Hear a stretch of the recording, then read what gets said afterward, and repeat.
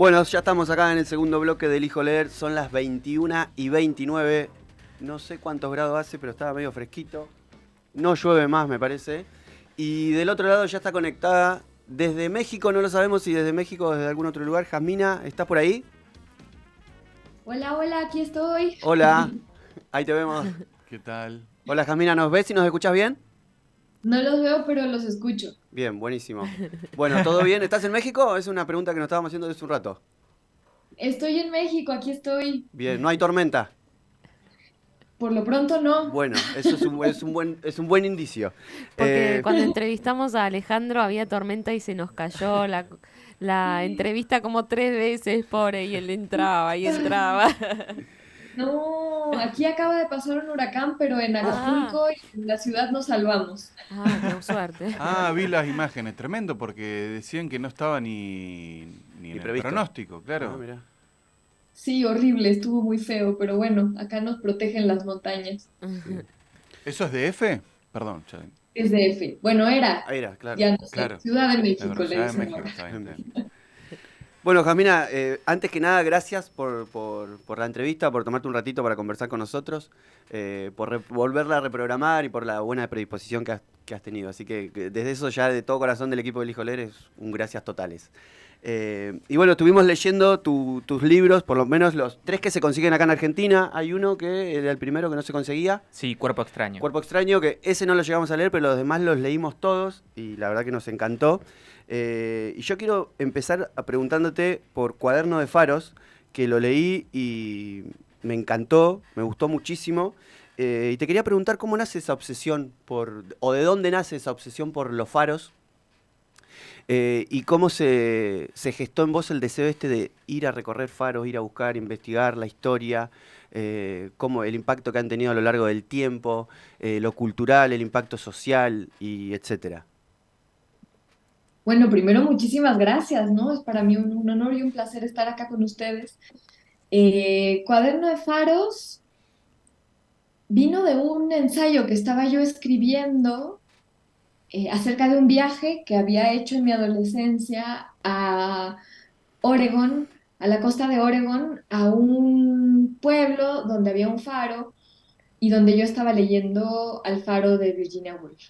Quería escribir sobre esa coincidencia y me puse a investigar un poquito sobre los faros de pura curiosidad y me obsesioné. O sea, por supuesto, ya en ese viaje me había impactado el faro, me había encantado, pero fue más bien al investigar que me empecé a dar cuenta de lo fascinantes que eran los faros como objetos culturales, y empecé a leer sobre faros, a viajar a faros, a escribir sobre faros, a coleccionar figuritas de faros. Se volvió, pues eso, toda una obsesión y una pasión.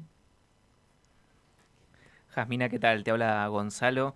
Quería comenzar por el principio, así que eh, quería saber cómo empezaste a escribir. Vi que escribías en un comienzo con un poco de vergüenza, a escondidas. ¿Cómo empezó el proceso de escritura? Gracias, Gonzalo. Pues en realidad el principio, yo creo que sin ninguna vergüenza. Yo estudié en una escuela a las afueras de la Ciudad de México y desde que teníamos 5 años, por el método que llevaba esa escuela, la maestra nos pedía que escribiéramos textos libres.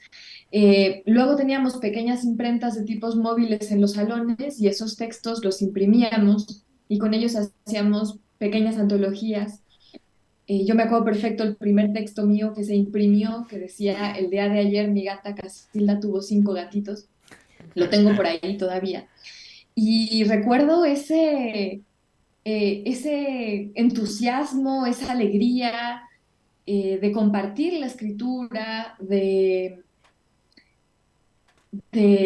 divertirme, el placer de la escritura, que yo asocio con esos textos libres, que es lo que yo siento que sigo escribiendo. Fue después, en la secundaria, quizás en la universidad, cuando empecé ya a escribir con mucha más vergüenza y escondidas, pero todos esos años de la primaria, digamos hasta mis 12 años, escribir era algo muy natural para mí y era algo muy agradable.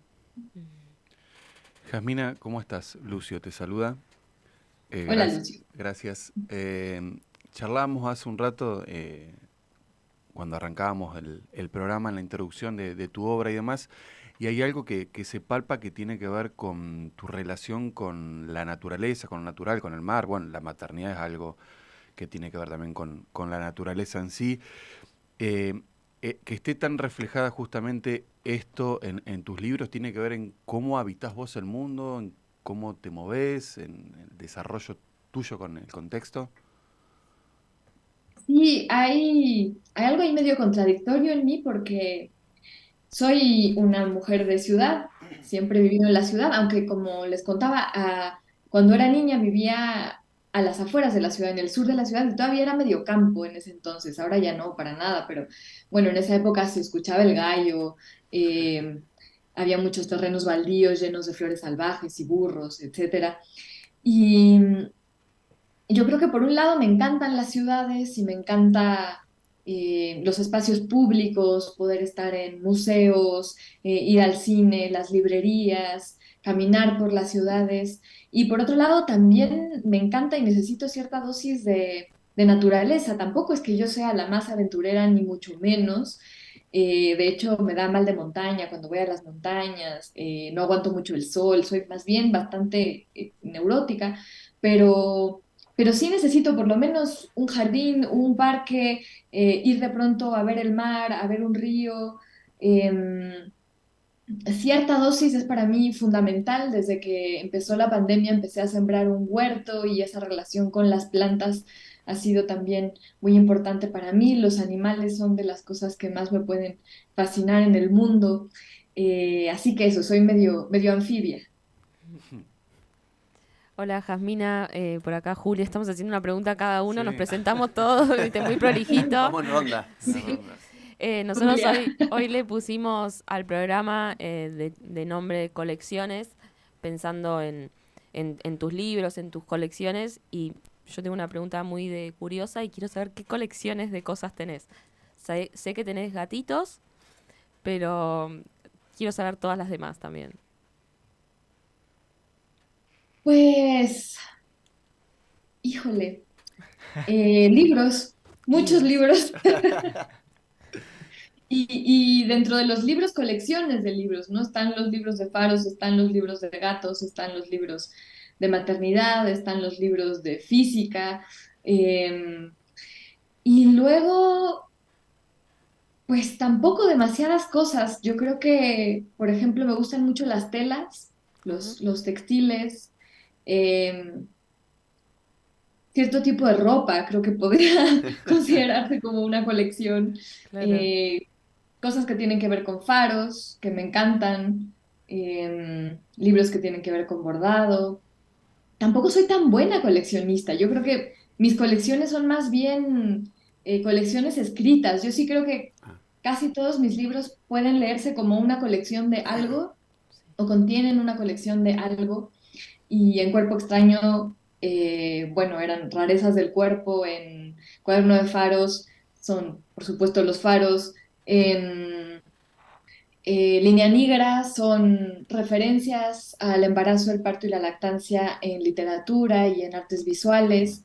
Y en Punto de Cruz son pequeñas muestras que tienen que ver con el bordado, eh, y muchas otras cosas, ¿no? El bordado y el feminismo, el bordado Y la y amistad, la, sí. la mitología, el bordado y la amistad, el bordado y la literatura, ¿no? Como todas las vertientes que pueden tocar al bordado.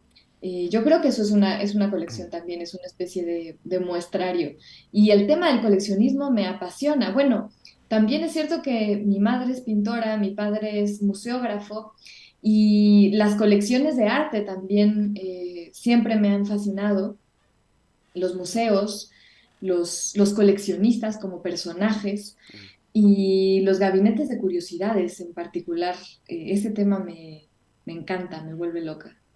Ahí hacía referencia al feminismo y en Línea Negra eh, está atravesado, obviamente que es tu testimonio y es autobiográfico, pero yo lo sentí también como como un libro, si se quiere, político y con una postura clara. Inclusive hay un momento donde creo que traes una cita de Natalia Ginsburg, si no me equivoco, a favor de lo que es el aborto, pero el libro también es un canto a la maternidad, pero una maternidad que tampoco es, que todo es hermoso, no sé si me explico. Con todos sus matices. Sí, tal cual, yo considero ese libro un pequeño y muy personal manifiesto político desde la maternidad. Creo que la maternidad tiene, por lo menos en México, pero creo que también en Latinoamérica y en muchas partes del mundo, tiene muchas luchas pendientes y, y hay que pelearlas por todos lados, ¿no? Desde la literatura, las políticas públicas, los discursos, las representaciones. Hay mucho que debemos cambiar alrededor de la maternidad para darle una vida mejor a las madres y a todas las personas que son o fueron hijos de alguien. Claro. Ahora, y desde que escribiste Línea Negra a hoy, ¿entendés se ha modificado o ha cambiado algo en esto de maternidad, creación, literatura, creatividad? ¿Cambian algo? Y te pregunto, te agrego, em, si sentís que la literatura igual todavía hoy no es que deja de lado a la mujer, pero sigue siendo por ahí machista y los lugares a ocupar son más difíciles desde la mujer. Mm. Creo que muchísimas cosas han cambiado. Cuando yo escribí ese libro, hace ya 6 años, casi 7, eh, era difícil para mí encontrar referencias a la maternidad en literatura, sobre todo en español, y por supuesto que las había una vez que me puse a buscar, estaban ahí, pero no eran tan evidentes, no estaban en el centro de los textos, o pasaban desapercibidas, ¿no? O no tenían el espacio de ser publicadas. Yo creo que hoy en día eso ha cambiado muchísimo y por supuesto de una de libros de maternidad, yo lo que pienso es que las escritoras se sienten cómodos temas, que las lectoras exigen estos libros que las interpelan y que el mercado, por supuesto, ha dado cuenta y editoriales, eh, sí creo que es mucho más presentes y sin embargo no me parece que sea demasiado, ¿no? Cuando hablan de un boom, yo pienso, bueno, de que se publicó este libro a la fecha, me han invitado, por suerte, a varias ferias de libro y siempre acabo yo de maternidad con las mismas 5 o 6 escritoras. Mm. Siempre somos Brenda Navarro, Dolores Reyes, Daniela Rea, yo, Isabel Zapata. Y bueno, ya nos da risa, o sea, ya tenemos casi una coreografía, porque siempre somos las mismas hablando de lo mismo. Estamos empezando, por suerte, a recibir también a uno que otro varón, también a representantes de familias disidentes, pero bueno, tampoco es que seamos así cientos y cientos de escritoras, al parecer, escribiendo de la maternidad. Yo creo que todavía nos queda mucho trabajo por hacer, ¿no? Y quizá es cierto que, por lo menos en México, eh, ha cambiado mucho la industria para las mujeres. Yo siento que fue muy importante un movimiento que hubo acá, una especie de Me Too, que se llamaba precisamente Me Too, escritores mexicanos, y todas estas denuncias, yo sí siento que cambiaron la forma en que nos relacionamos las mujeres con la industria literaria. Yo creo que es un lugar mejor para ser mujer y escribir. Y sin embargo, todavía, por supuesto, hay muchísimos micromachismos y a pesar de estos llamados booms de escritoras, cuando contamos ya realmente los libros en las mesas de novedades, pues siguen predominando los hombres. ¿Y te ha pasado de que te hayan invitado a alguna feria, festival, eh, y de ver y de visualizar como pasaba, por lo menos acá en Argentina, muchas escritoras lo han denunciado o lo han comentado, no tanto ahora tan cercano en el tiempo, pero por ahí hace unos 10 años atrás, que siempre las invitaban a hablar de uno o dos temas, ¿no? Era como, por ejemplo, esto que vos decís, la maternidad, siempre somos las mismas, y la invitaban a hablar sobre algún otro tema puntual y no para los temas, por ahí, los grandes temas de la literatura, por poner un una cosa, ¿no? ¿Te ha pasado eso? ¿Lo seguís viendo? Ahora se viene la Feria de Guadalajara, justo hoy estábamos hablando de eso. No sé si sigue pasando eso allá en México. Acá me parece que en Argentina no pasa ya tanto.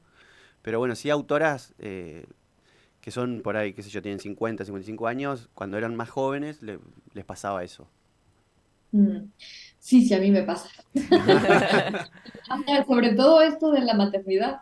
Em, pero bueno, yo no sé si en particular, yo creo que a las mujeres, pero también a veces a los hombres, ¿no? Pasa que te etiquetan, te ponen un hashtag y quedas con ese hashtag para la eternidad. Hashtag ciencia ficción, hashtag maternidad, hashtag eh, yo qué sé, pero, pero bueno, es cierto que es posible que nos pase más a las mujeres, ¿no? Estamos en las mesas de mujeres, en las mesas Claro. de feminismo.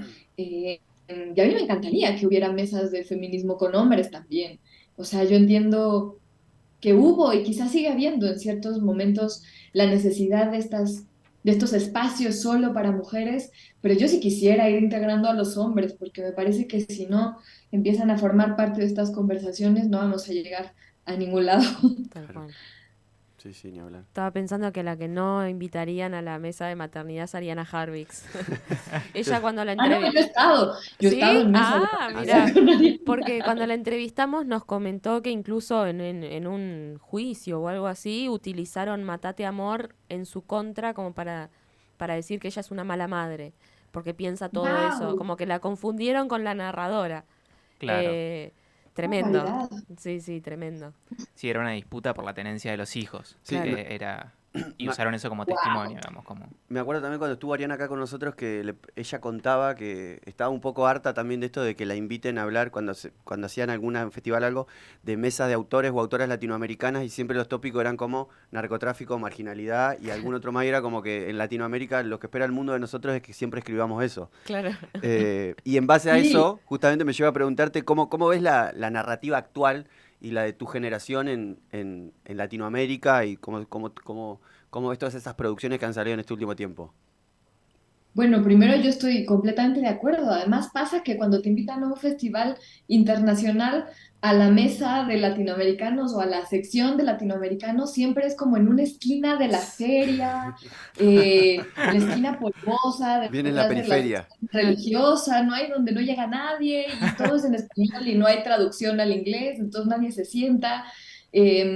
Sí, la verdad es que luego estas cotas pueden ser o parecer por lo menos contraproducentes.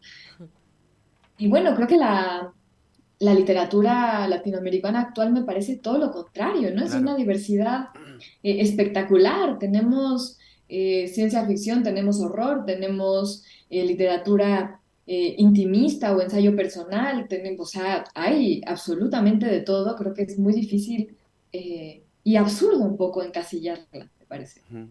Sí, sí. Jasmina, volviendo a Línea Negra, yo te quería preguntar, vos describís un montón de transformaciones en el cuerpo.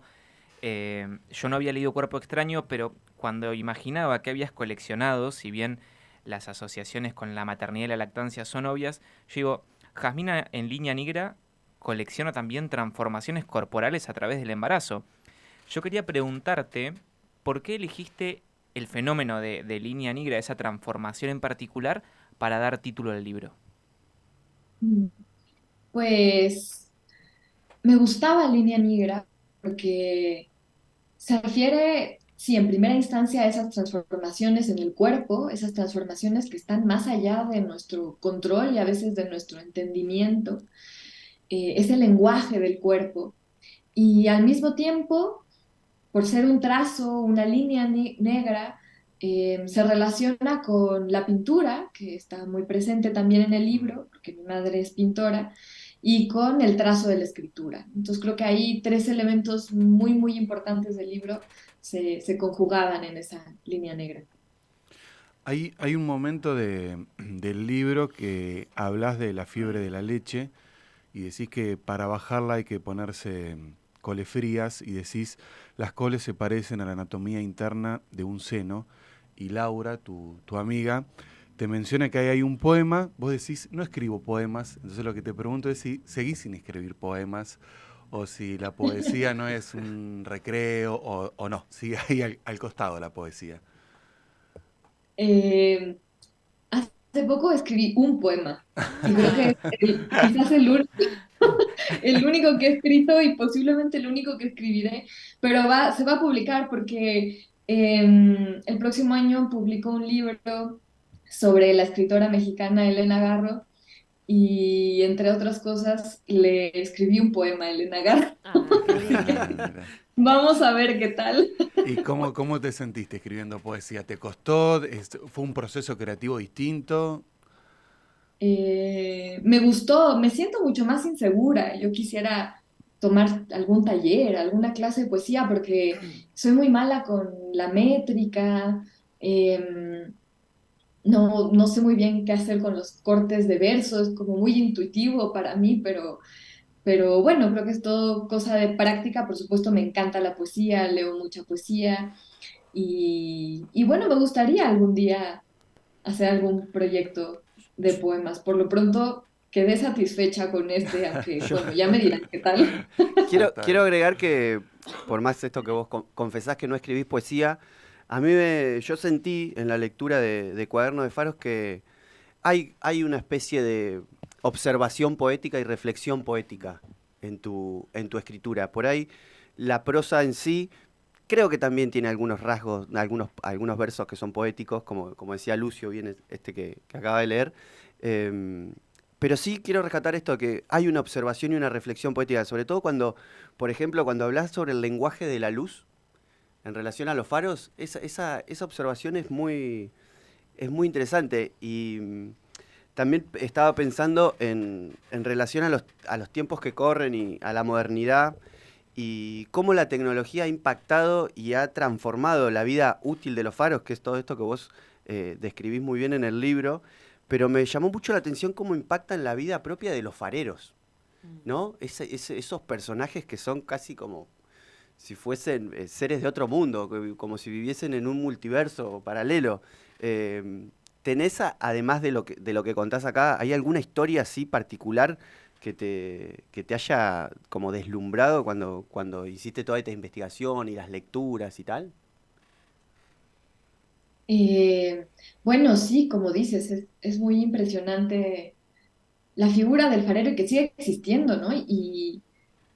Y cómo ha impactado este cambio en la tecnología sus vidas. Desde que publiqué el libro, por ejemplo, hubo una presentación en línea, pero Mm. en,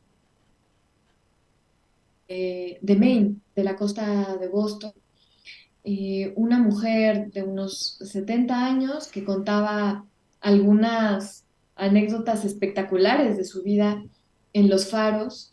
Eh, bueno, hay muchísimas historias que me encantan y creo que quizás las que más me impactan son historias de locura, ¿no? Por ejemplo, esa Claro, sí. historia del faro de Clipperton en México, de una colonia que quedó aislada con la Revolución Mexicana y donde el farero enloqueció, empezó a matar a todo el mundo, a violar a las mujeres y se declaró en la isla, hasta que las mujeres lo mataron a él.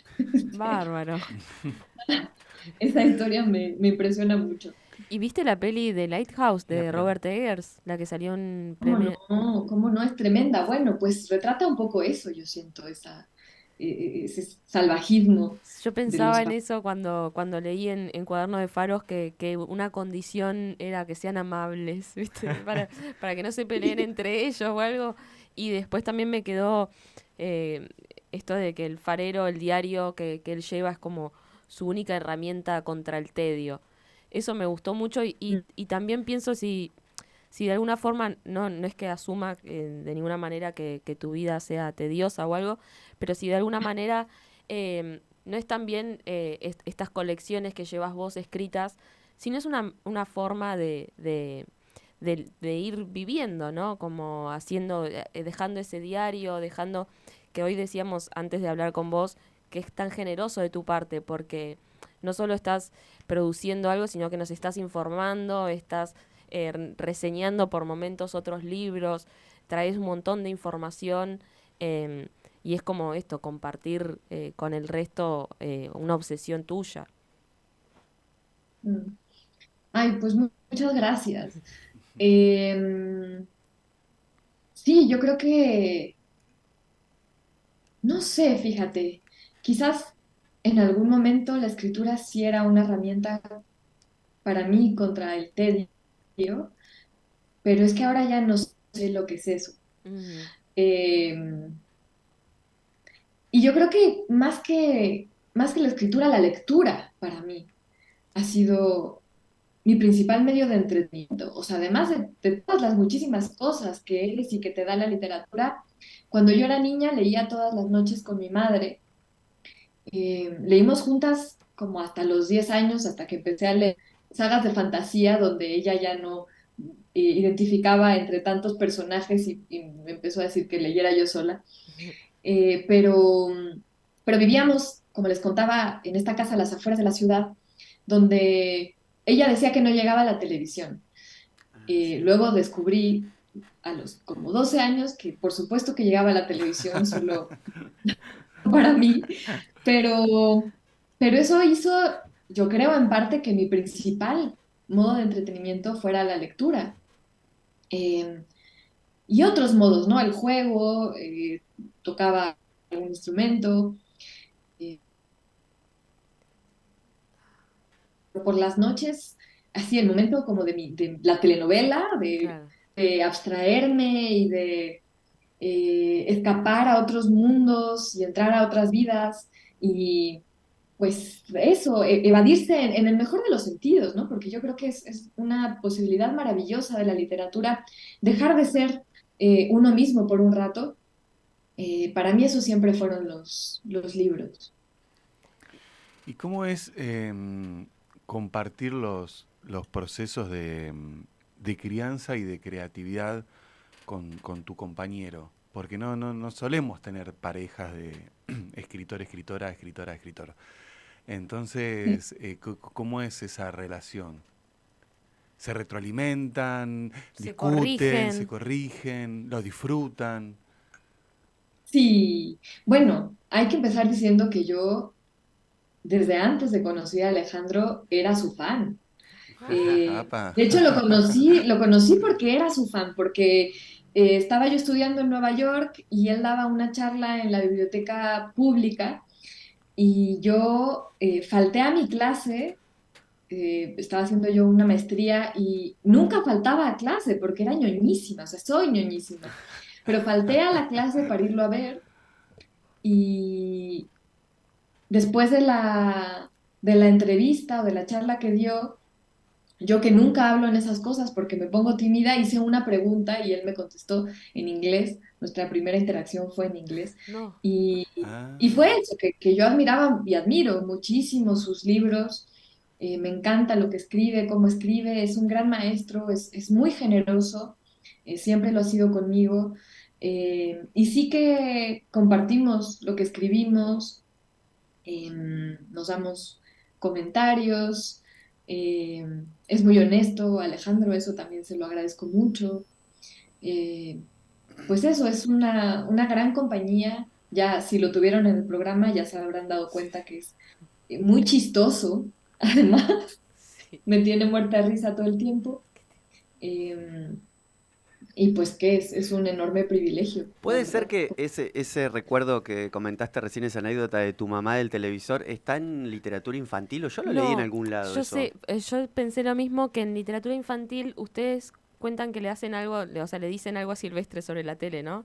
Como que es algo, Ah, ya. Sí, como Sí. que es medio sí, como un sí. monstruo o algo así, la tele, como que están en la habitación de ellos y es como, no, no, esto no es para vos. Y con la Ah, Coca-Cola Sí, pasa lo mismo o yo algo creo que así. ahí cuenta esto. Yo sí, creo que yo cuenta creo que lo eso, leí en Alejandro. literatura infantil, por eso después pensaba, ¿lo leí en Cuaderno de Faro? No, eso no creo, no debe estar en Cuaderno de Faro. No, yo creo que ahí lo cuenta, sí. Sí, sí, Ahora que sí, lo dicen, sí, sí. seguro. Jasmina, tenemos una oyente, tenemos el privilegio de tener un oyente en Tijuana, México, que nos acercó una pregunta que también Giselle, teníamos. vamos a Giselle, le mandarle un mandamos un abrazo. saludo enorme. También lectora tuya. Y ella se preguntaba, y nos preguntamos también nosotros, ¿en qué género encasillarías, por más que eso sea un reduccionismo importante, si tuvieras que ordenar, por ejemplo, tu obra en una biblioteca, ¿en qué secciones ordenarías tus libros? Misceláneo. Eh, bueno, es una pregunta compleja para mí. Primero, saludos a Tijuana. Y luego, yo ya les contaba que iba a esta escuela donde me pedían que escribiera mis textos libres. Entonces, para mí que todo lo que escribo yo son textos libres. Me cuesta mucho encajonarlos en los géneros porque no parto de los géneros. Es decir, que se nos olvida que los géneros son categorías que usamos para clasificar textos y no viceversa, ¿no? Que no hay un árbol de ensayos y un árbol de novelas que de novelas, sino que utilizamos estas cajas, estos cajones para meter los libros que existen y que además cambian de, de lengua en lengua, de cultura en cultura, incluso de país en país, ¿no? Yo me imagino que no es lo mismo el ensayo, no se concibe de la misma forma el ensayo en Argentina que en México. Definitivamente una categoría como memoir que tienen los anglosajones es muy distinta de lo que tenemos en México cuando hablamos de autobiografía, por ejemplo. Así que a mí me cuestan trabajo los géneros. Yo lo que siento es que son como reglas de juegos que le sirven a muchas personas para escribir, partir de esas reglas. Para escribir es un reto que alienta a muchas personas, pero a mí me pasa lo contrario, a mí me ofuscan, me dan claustrofobia, me angustian. Yo más bien pienso en proyectos literarios y pienso en las herramientas que tengo a mi alcance, que asociamos a veces con la poesía o con el ensayo o con la novela. Yo tomo lo que me sirva de cualquiera de esos lugares para hacer los libros que necesito y que quiero hacer. Ahora, dicho esto, si tuviera que elegir uno de los cajones típicos de las librerías, yo siempre elegiría el ensayo. O sea, por el simple motivo de que la palabra ensayo me, me despierta mucho más interés que una palabra como, por ejemplo, novela, ¿no? La palabra novela en su etimología se relaciona con la novedad, Mm. habla de la novedad y la novedad a mí es un valor en la literatura que me interesa muy poco. En cambio, la palabra ensayo que eligió Montaigne nos remite a los procesos, los experimentos, eh, a las puestas en escena, todas esas cosas que me interesan muchísimo en la literatura. Y por eso para mí todos los buenos libros son de alguna forma ensayos. Yo soy librero, quiero confesarlo, y yo te tengo en literatura en la librería. Oh.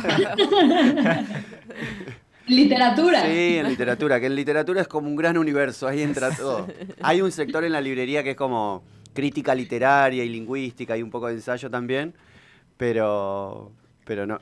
Después, bueno, en la clasificación de cuando uno completa una ficha y tal, que es algo mucho más burocrático y técnico, sí uno puede poner como, qué sé yo, literatura, ensayo, en género, Ya. por ejemplo, y en ubicación, que es la ubicación lógica de la librería, que para nosotros el librero es como una obsesión. Tener todo ordenadito, ahí estás en literatura, están todos tus libros. Ah, genial, genial. Pues yo la verdad es que tengo la biblioteca, bueno, tenemos Alejandro y yo la biblioteca organizada por idiomas. Ah, Y en cada idioma están en orden alfabético los autores. Perdón, ¿puedo hacer una eh, pregunta? ¿Por sí, idioma que tienen literatura en inglés, literatura en francés, literatura en italiana? ¿O en sí. castellano, autores o autoras italianas? No, por idioma de origen, Ah, está ¿no? bien. Literatura escrita que fue originalmente escrita en italiano, literatura Ajá. originalmente escrita en japonés, en ruso, etcétera. Luego sí tenemos una sección de literatura chilena, porque Alejandro Lleva su tierra a todos sectario, lados. es medio sectario, pero yo los mexicanos revueltos con todos los demás en español. claro. Jasmina, cuando vamos llegando al final de la entrevista, acostumbramos a hacer un ping-pong, que son preguntas quizás más breves, no más fáciles. Eh, la primera de ellas es si tenés alguna particularidad o excentricidad a la hora de leer o de escribir. Eh, Bueno, marco las erratas que encuentro cuando leo. Muy bien. ¿Y les escribís a la editorial para decirles? No, no, porque me da miedo que se enojen. No sé si se las marco, es medio una tontería, pero por si algún día alguien me las pide. Está bueno. Ahí sale un poco el alma de editora, ¿no, Jasmina? Ah, sin duda. Sí. ¿Qué autores o autoras contemporáneos o contemporáneas nos recomendarías? Eh, Mira, esta es una de esas preguntas que siempre tendría que tener preparada porque en cuanto me la preguntan me quedo en blanco.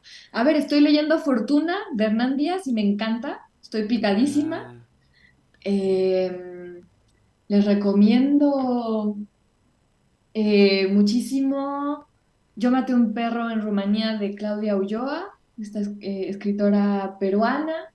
Eh, y les recomiendo mucho a una escritora mexicana que no sé si se consiga en Argentina, pero deberíamos hacer algo para que se consiga, que se llama Verónica Murguía. Un libro que se llama El ángel de Nicolás y también una novela que se llama Loba. ah, mira. Perfecto, perfecto. Ya nos despertaste la curiosidad, así que Sí. ahí vamos a ir a buscar todos y todas esos autores. Bueno. Jasmina, ¿por qué escribís? Ay, esta es otra de esas que digo. Que tendría que tenerlo ensayado. Claro. Pero depende el libro, depende el día, depende el momento. Escribo para entender cosas, para responderme preguntas que muchas veces no logro responderme, sino solo logro hacer más preguntas a partir de una pregunta o complejizar más las preguntas que me hago. Escribo por curiosidad, escribo para jugar con el lenguaje, escribo para eh, tratar de resolver problemas emocionales que muchas veces tampoco se resuelven. Escribo para mandarle mensajes a los muertos, escribo para comunicarme con los animales, escribo para que lo lean mis amigas, o para que lo lea mi mamá, o para que lo lean desconocidos que yo no sé, pero seguro que me caen bien. Qué linda. Qué lindo eso. ¿Un pasatiempos? Eh, el huerto que siembro, eh, bordar y aprender idiomas. ¿Una película? Estoy viendo por cachitos una película que se llama en inglés Heartburn y no me acuerdo cómo se llama en español, pero está basada en una novela de Nora Ephron y ella misma hizo el guión. Es muy divertida. Es muy divertida, ¿no? ¿Una palabra? Una palabra, cempasúchil. ¿Qué es ¿Qué eso? significa eso? Es una flor naranja y olorosa que ponemos en las ofrendas de muertos y como está a punto de ser Día de Muertos, y Ah, es esa palabra. ¿Cómo es? Cempasúchil. Mira, vamos a buscarla. linda. Sí. ¿Una canción? Eh, una canción de los Bunkers que mi hijo y mi esposo ponen sin tregua de unas semanas para acá que se llama Noviembre. Muy bien. Y la última, ¿una comida? Enmoladas. Hoy comí enmoladas ¿Qué, con mole de Oaxaca. ¿Qué son? qué es eso? Es una tortilla remojada en mole, Sí. rellena a veces de pollo, a veces de queso. En mi caso de queso porque soy vegetariana. Ah, mira. Qué rico. Sí. Bueno. Bueno, bueno, hemos llegado al final, Jasmina. Antes que nada, te quiero decir, obviamente agradecerte. Los, Sí, los cuatro muchas estamos, la gracias. verdad, encantados. Fue una charla hermosa. Agradecerte por la disposición, por el tiempo y por el gesto, sobre todo. Y bueno, decirte que si por esas casualidades no tenés una lista relacionada con música de Faros, una playlist, te recomiendo que escuches el tema que vamos a escuchar cuando termine esta entrevista, que se llama Faro de los Ahogados, de un compositor y músico argentino que se llama Pedro Aznar. Dicho eso, te agradezco muchísimo, te agradecemos muchísimo Sí, por muchas la gracias. entrevista. Sí, muchísimas No, gracias, Jasmina. maravilloso. Ha sido un placer, oigan, son un encanto. Ay, qué linda. Voy a escuchar mucho Bueno, su si querés programa. conocer, hay un faro acá muy cerca, de Monte Hermoso, Claro. así que pasás por ahí y nos saludas también. Perfecto, me daré una vuelta. Muchas Dale. gracias. Gracias, Jasmina. A vos. Gracias. Muchas Adiós. Adiós. Chau, chau. Chao.